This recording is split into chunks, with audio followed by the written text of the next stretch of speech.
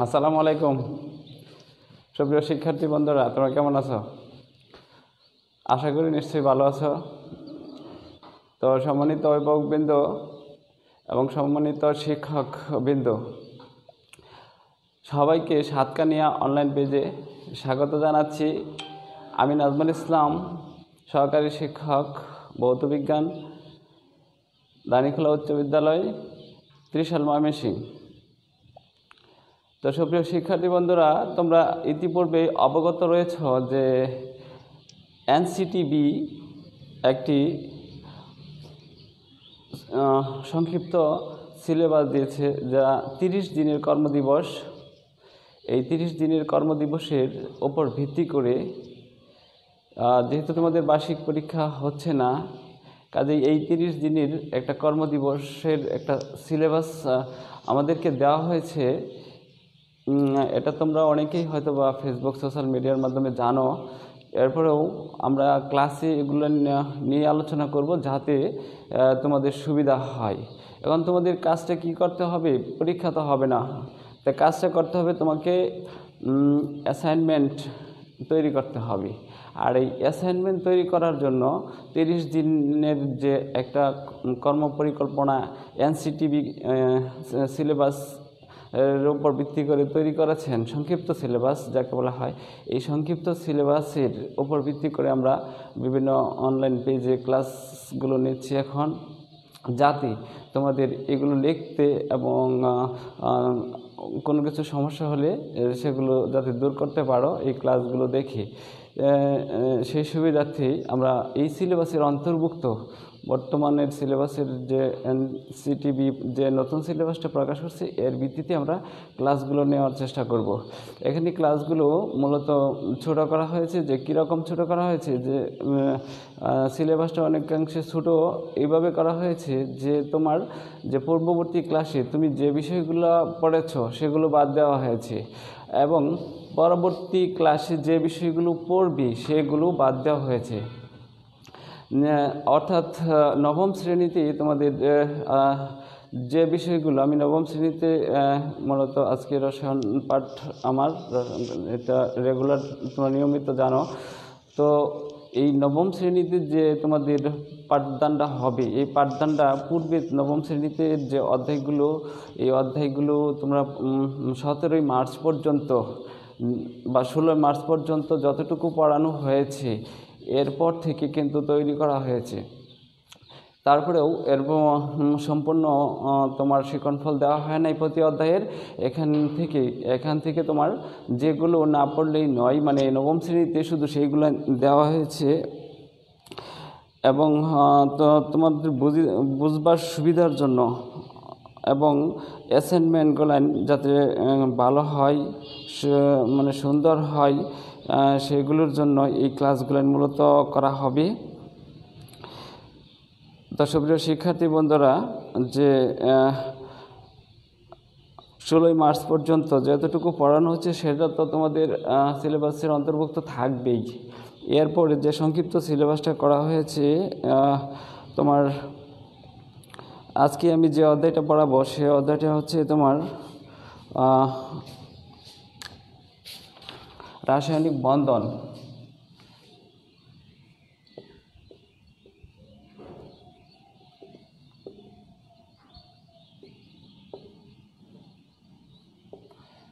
রাসায়নিক বন্ধন। তো সুপ্রিয় শিক্ষার্থী বন্ধুরা, এই রাসায়নিক বন্ধনে যে তোমাদের যে বিষয়গুলো পড়তে হবে, যে বিষয়গুলোর উপর তোমার সিলেবাসটা তৈরি করা হয়েছে, সেটা হচ্ছে যে যোজ্যতা ইলেকট্রনের ধারণা, যোজ্যতা ইলেকট্রন কী এবং যোজনী কী সেগুলো তোমরা জানতে পারবে। অষ্টক এবং দুইয়ের নিয়ম কি সেগুলো বলতে পারবে, এবং রাসায়নিক বন্ধন এবং বন্ধন গঠনের কারণ কি সেগুলোও জানতে পারবে। এবং সমযোজী বন্ধন, আয়নিক ও সমযোজী যৌগের বৈশিষ্ট্য, এগুলো তোমরা জানতে পারবে। আর বাকিগুলো তোমার সিলেবাস থেকে বাদ দেওয়া হয়েছে, এই জিনিসগুলো রাখা হয়েছে। এখন প্রশ্ন হচ্ছে যে বিষয়বস্তু অন্তর্ভুক্ত, বাকি বিষয়বস্তু যে এই চ্যাপ্টারে রয়েছে সেগুলো অন্তর্ভুক্ত না করার যৌক্তিকতা, সেই যৌক্তিকতাটা কি বলা হয়েছে? যে যৌক্তিকতায় বলা হয়েছে যে সপ্তম বা অষ্টম শ্রেণীতে তোমরা যদি মানে কিছু বিষয় আছে যে তোমরা পড়েছ, এবং আবার কিছু বিষয় আছে যেগুলো তোমরা দশম শ্রেণীতে পড়বে।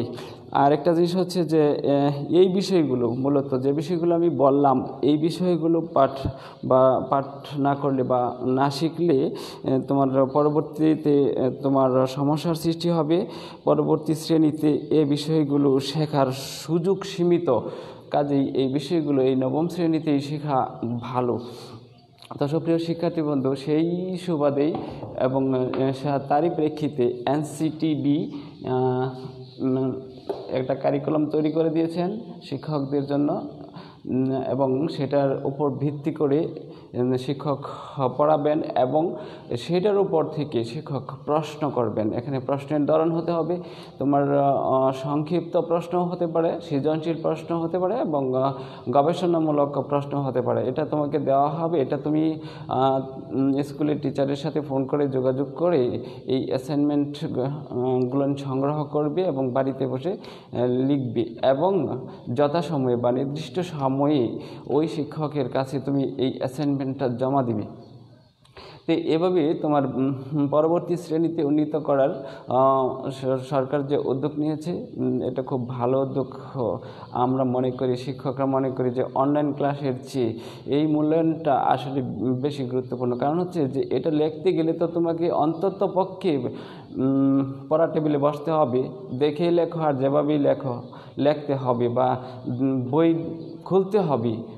তো অনলাইন ক্লাসগুলো মূলত অনেকে দেখে না, কিন্তু অ্যাসাইনমেন্ট করতে গেলে অবশ্যই তাকে কি করতে হবে, বই দেখে লেখুক আর যেভাবেই লেখুক, অন্যেরটা দেখে লেখুক, তাকে লিখতে হবে। অর্থাৎ তাকে পড়াশোনা যুক্ত করা যেতে পারে এই পদ্ধতিতে।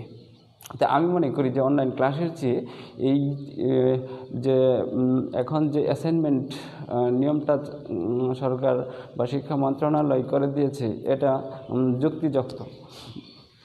তো সুপ্রিয় শিক্ষার্থী বন্ধুরা, যা রাসায়নিক বন্ধনের যে বিষয়গুলো যে তোমার এই নবম শ্রেণীতে মানে শিখতে হবে, পরবর্তীতে এগুলো ভালোভাবে শেখার কোনো সুযোগ নেই, সেই জিনিসগুলো হচ্ছে, এখানে সবগুলো আমি লিখি নাই, যেহেতু আমি আজকে সবগুলো পড়াইতে পারবো না, কাজেই আগামী ক্লাসে শেষ করব। তো যোজ্যতা ইলেকট্রন, তো খেয়াল করো শিক্ষার্থী বন্ধুরা, যোজ্যতা ইলেকট্রন প্রথমে আছে যোজ্যতা ইলেকট্রন।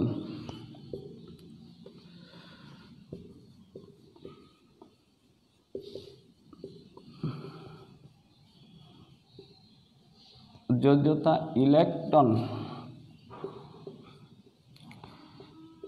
তো তোমাকে যোজ্যতা ইলেকট্রন বোঝার আগে আরেকটা জিনিস বুঝতে হবে, সে জিনিসটা হচ্ছে যোজ্যতা স্তর। আগে তোমাকে যোজ্যতা স্তর বুঝতে হবে। তো শিক্ষার্থী বন্ধুরা, তোমাকে যদি প্রশ্ন করা হয় যোজ্যতা স্তর কাকে বলে, যদি অ্যাসাইনমেন্টে লিখতে যাও, তাহলে অবশ্যই যোজ্যতা স্তর তোমাকে সেখান থেকে শুরু করতে হবে।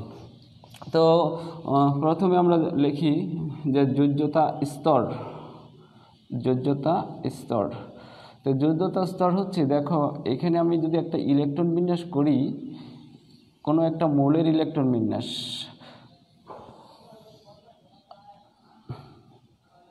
মনে করো এটা ম্যাগনেসিয়ামের ইলেকট্রন বিন্যাস আমি এখানে করলাম। প্রথম শক্তি স্তর বা কক্ষপথ,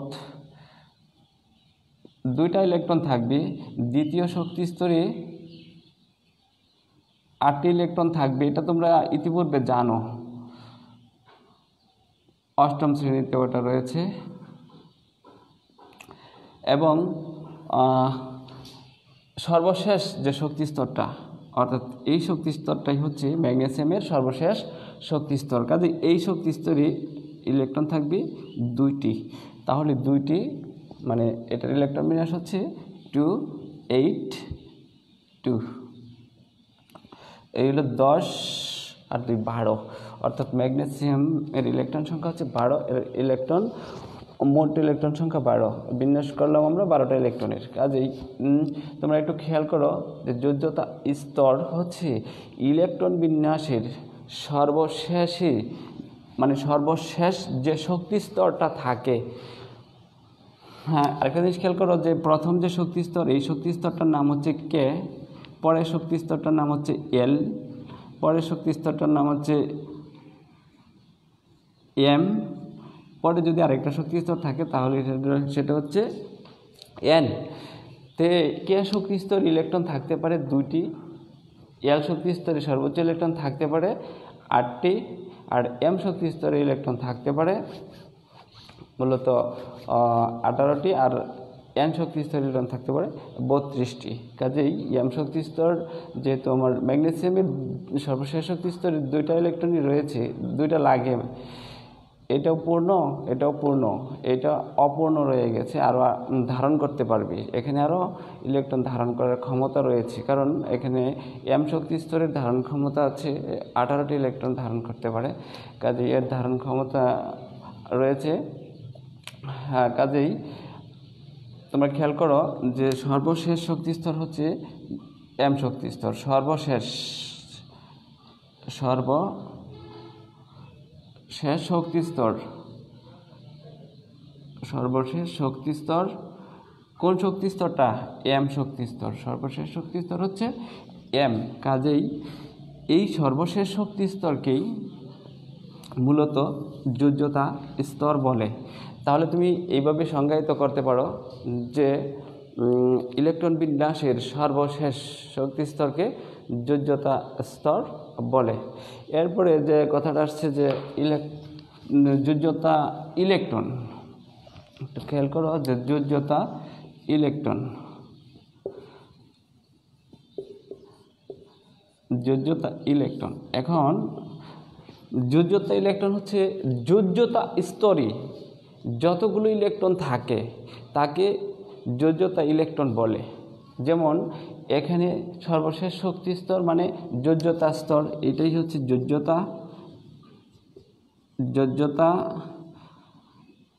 স্তর।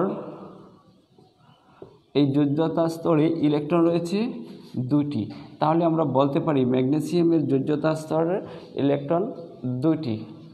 আচ্ছা, এখন তোমরা যদি অন্য আরও যদি যেমন ধরো নাইট্রোজেনের ইলেকট্রন বিন্যাস করো, নাইট্রোজেন এর যোজ্যতা ইলেকট্রন কত? প্রথম শক্তি স্তরে 2টি, দ্বিতীয় শক্তি স্তরে হচ্ছে 8টি। নাইট্রোজেন কিন্তু 8টি হবে না অবশ্য।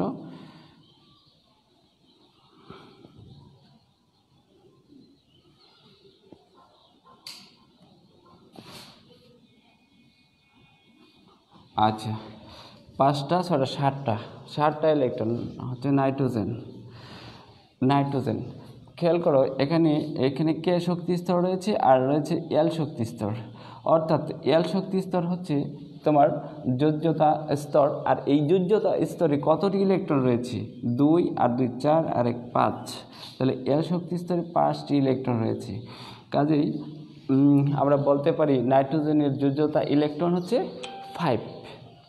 তো এইভাবে তোমরা যতগুলো মৌলিক পদার্থ রয়েছে বা পরমাণু রয়েছে সেগুলোর ইলেকট্রন বিন্যাস করার পরে সর্বশেষ শক্তি স্তরে যতগুলো ইলেকট্রন থাকবে এই ইলেকট্রনগুলোকে বলা হয় যোজ্যতা ইলেকট্রন।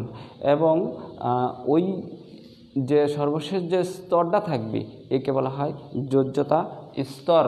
তো সুপ্রিয় শিক্ষার্থী বন্ধুরা, আশা করি যে যোজ্যতা ইলেকট্রন কি তোমরা কিছুটা বুঝতে পারছো। তো এরপরে যে জিনিসটা রয়েছে যে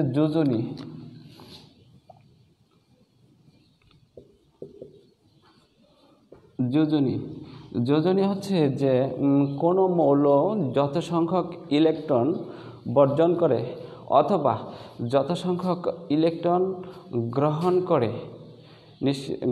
করে নিষ্ক্রিয় গ্যাসের ইলেকট্রন বিন্যাস লাভ করে তাকে ওই মৌলের যোজনী বলে। আমি সংজ্ঞাটা লিখে দিই যে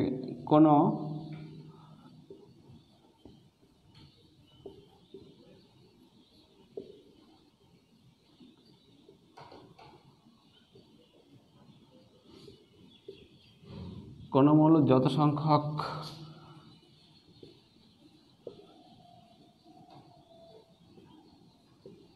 ইলেকট্রন বর্জন করে অথবা যত সংখ্যক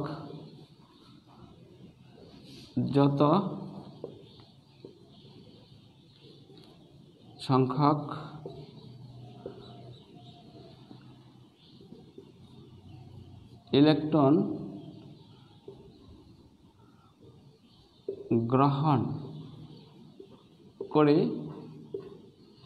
গ্রহণ করে নিষ্ক্রিয়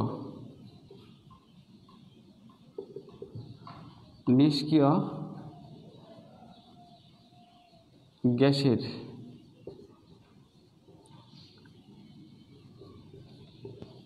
ইলেকট্রন বিন্যাস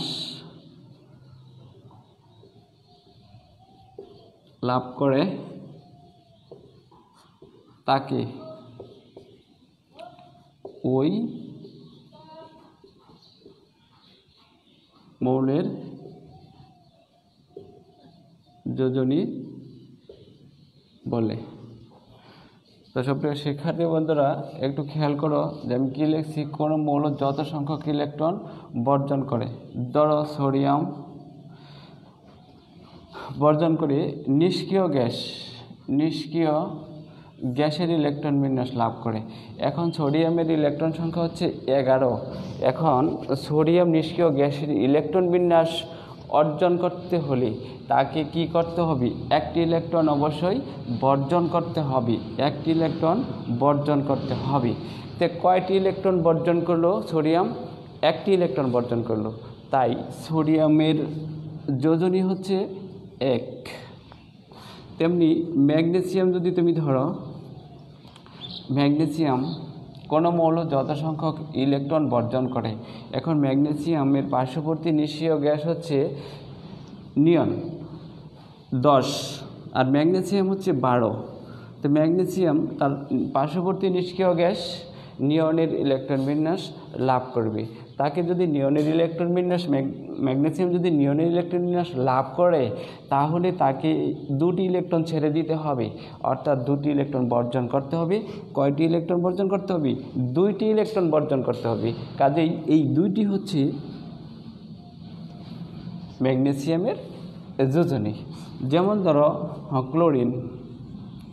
ক্লোরিন হচ্ছে 17। ক্লোরিনের পার্শ্ববর্তী নিষ্ক্রিয় গ্যাস কি? আর্গন। তাহলে ক্লোরিন হচ্ছে 17। তো ক্লোরিন যদি আর্গনে যেতে চায় তাহলে তাকে কি করতে হবে? একটি ইলেকট্রন অবশ্যই গ্রহণ করতে হবে মাইনাস। তো কয়টি ইলেকট্রন গ্রহণ করলো? একটি। কাজেই ক্লোরিনের যোজনী হবে 1। অনুরূপভাবে যদি তুমি ফ্লোরিন করো, ফ্লোরিনের যোজনী কত? ফ্লোরিন হচ্ছে 9। ফ্লোরিন এর পার্শ্ববর্তী নিষ্ক্রিয় গ্যাস হচ্ছে নিয়ন, যার ইলেকট্রন সংখ্যা হচ্ছে 10। তাহলে ফ্লোরিন যদি 9 থেকে 10-এ যেতে চায় তাহলে তার একটি ইলেকট্রন গ্রহণ করতে হবে, তাহলেই তো 9 10 হবে। তাহলে কয়টি গ্রহণ করবে? একটি। কাজেই ফ্লোরিনের যোজনী হচ্ছে 1। তে আমরা তাই বলতে পারি যে কোনো মৌল যত সংখ্যক ইলেকট্রন বর্জন করে অথবা যত সংখ্যক ইলেকট্রন গ্রহণ করে নিষ্ক্রিয় গ্যাসের ইলেকট্রন বিন্যাস লাভ করে তাকে ওই মৌলের যোজনী বলে। তো সুপ্রিয় শিক্ষার্থী বন্ধুরা, এই যোজনী আরও কয়েক ধরনের যোজনী রয়েছে, যেমন পরিবর্তনশীল যোজনী, তারপরে রয়েছে সুপ্ত যোজনী,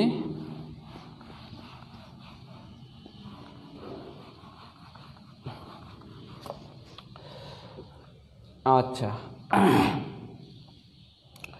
এখন দেখো পরিবর্তনশীল যোজনী কি জিনিসটা কি? পরিবর্তনশীল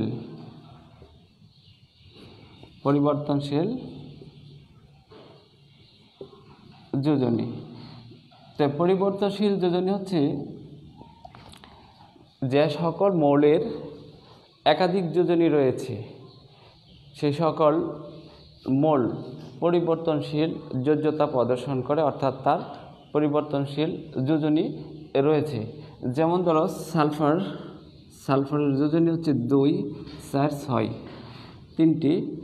ধরো ফেরাস বা ফেরিক এর যোজনী হচ্ছে 2 ও 3 একাধিক।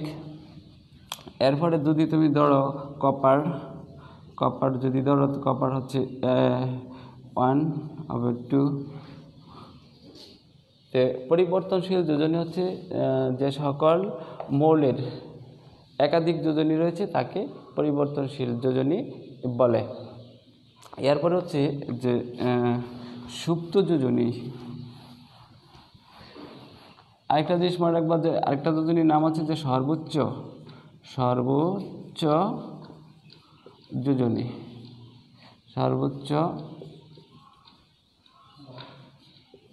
যোজনী। তো সর্বোচ্চ যোজনীটা কি? যে দেখো একটু আগে আমি লিখলাম যে সালফার হচ্ছে 2, 4, 6। এখানে সালফারের সর্বোচ্চ যোজনী হচ্ছে কত? 6। তোমার ফেরিক বা ফেরাস যাই বললো না কেন, এর যোজনী হচ্ছে 2 আর হচ্ছে 3। এখানে সর্বোচ্চ যোজনী কত? 3। তাহলে সর্বোচ্চ যোজনী হচ্ছে যে সকল মৌলের একাধিক যোজনী রয়েছে এবং ওই একাধিক যোজনীর যে যোজনীর মান সবচেয়ে বেশি তাকে সর্বোচ্চ যোজনী বলে। তো এরপরে আসো সুপ্ত যোজনী। সুপ্ত যোজনী হচ্ছে সর্বোচ্চ যোজনী থেকে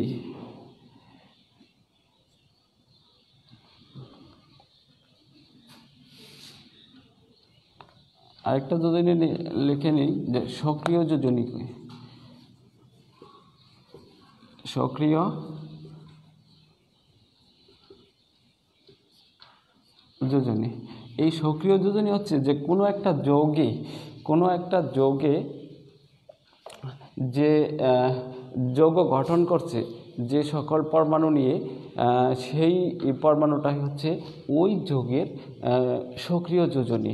যেমন ধরো যদি হয় যে তোমার যদি এরকম হয় যে ক্যালসিয়াম ক্লোরাইড, এখানে ক্যালসিয়ামের যোজনী 2 এবং ক্লোরিনের যোজনী হচ্ছে 1, তাহলে এই সক্রিয় যোজনী এখান থেকে তুমি বের করতে পারবা। তো ক্যালসিয়ামের যে যোজনীটা বের হবে সেটা হবে তোমার 2 আর ক্লোরিনের যেটা বের হবে সেটা হবে 1। এইটা হচ্ছে তোমার সক্রিয় যোজনী। এরপরে আমরা যে বিষয়টা লিখতে যাচ্ছি যে সুপ্ত যোজনী কি? যে সুপ্ত যোজনী হচ্ছে সর্বোচ্চ যোজনী মাইনাস সক্রিয়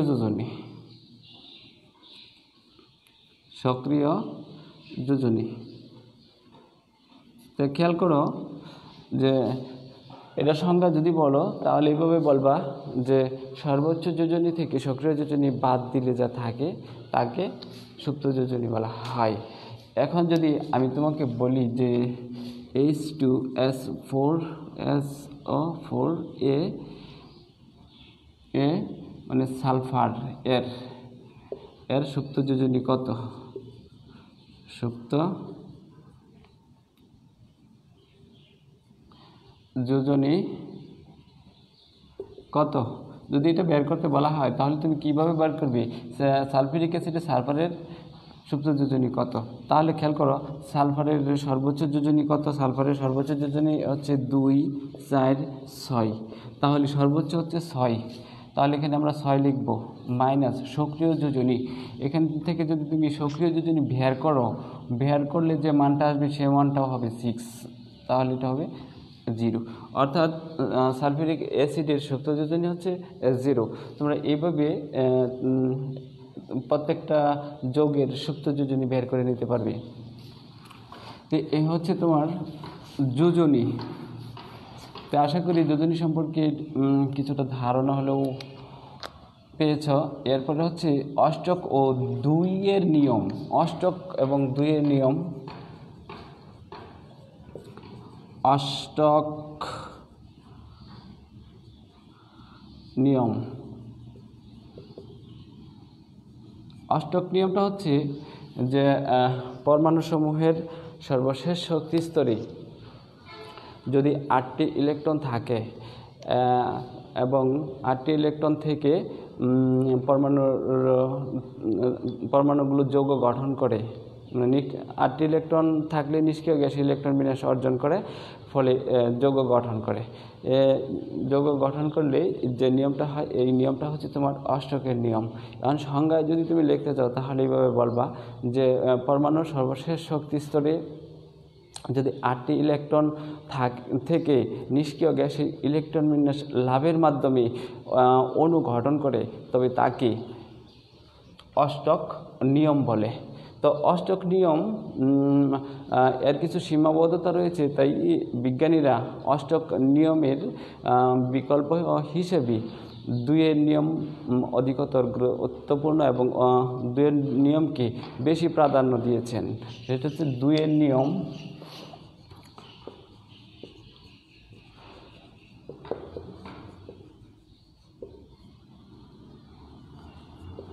দুয়ের নিয়ম হচ্ছে তোমার যে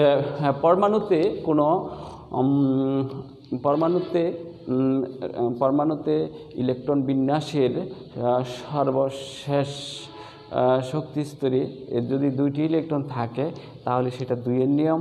অথবা তুমি অন্যভাবে বলতে পারো যে পরমাণুর সর্বশেষ শক্তি স্তরে এক বা একাধিক জোড়া ইলেকট্রন থাকলে তাকে, জোড়া ইলেকট্রন থেকে অণু গঠন করলে তাকে আমরা মূলত 2-এর নিয়ম বলি। যেমন তোমার এখানে মিথেন হচ্ছে CH4, খেয়াল করো এখানে কেন্দ্রীয় পরমাণু হচ্ছে তোমার কার্বন।